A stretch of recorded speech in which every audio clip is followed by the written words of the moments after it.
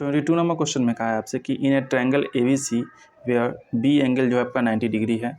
तो हमें बताना है, यहाँ पे और चीज़ दे रखा है कि tan A का मान 1 है, तो कुछ नहीं दे रखा है। सेम टू सेम ऊपर वाला क्वेश्चन जो है सेम टू सेम करना है आपको। यहाँ पे एक ट्रायंगल बनाना है, ट्रायंगल ABC, बस यहाँ पर एंगल B जो है आपको 90 डिग्री लेना है, जैसे कि हम लोग हमेशा लेते हैं।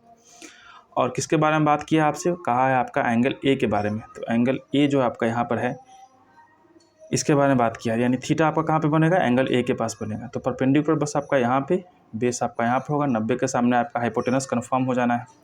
दे क्या रखा है आपको दे रखा है tan थीटा के बारे में। तो आपने यहाँ पे लिख देना है tan थीटा, यानी कि tan थीटा के जगह पे आपको बस A लेके चलना है, जिसका वैल्यू 1 दे रखा है। तो आप 1/1 लगा सकते हो ना, आराम से लगा लीजिए 1/1, कोई दिक्कत नहीं भाई।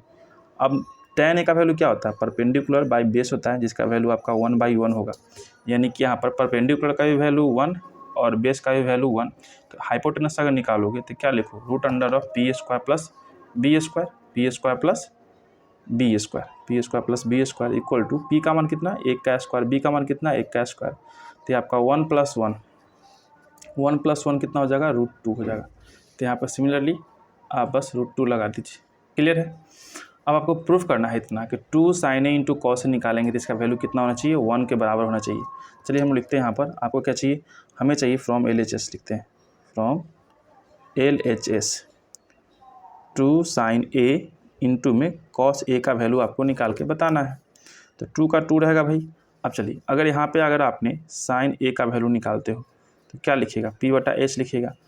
तो A के सामने परपेंडिकुलर 1 हो जाएगा P, H का मान √2। सिमिलरली अगर cos A का वैल्यू निकालोगे तो आप लिखोगे B/H। तो B का मान भी तो 1 ही है, इधर आपका √2 का √2 रहेगा। अब यहाँ पे आप वैल्यू पेश करो, sin A के लिए हो जाएगा आपका 1/√2, तो हमने 1/√2 गुना, cos A के लिए भी 1/√2, तो 1/√2 का गुना। ऊपर रहेगा आपका 2, नीचे वाले केस में करिएगा तो 1 में 1 से मल्टीप्लाई करने के बाद 1, √2 मल्टीप्लाई विथ √2 होता है, सिंगल में 2, 2 से 2 कैंसिल आउट हो जाएगा, कितना रिजल्ट आएगा 1। और यही तो आपको लाना था RHS में, है ना, ये तो आपको लाना था RHS में। तो आपने क्या किया, इसको प्रूफ कर लिया। क्लियर बात। यहाँ देखिए RHS में। चलिए नेक्स्ट क्वेश्चन देखेंगे आप।